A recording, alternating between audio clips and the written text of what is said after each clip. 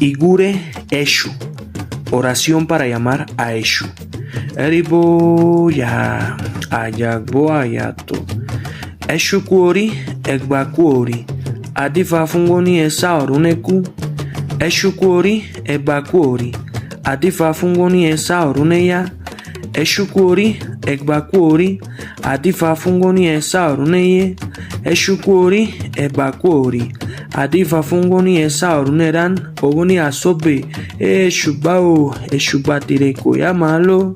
Ogoni shobe. Eshubao. Ogoni shobe. Eshuba. Ogoni shobe. Eshubao. Ogoni shobe. Eshuba. Eshuba tireko ya malo.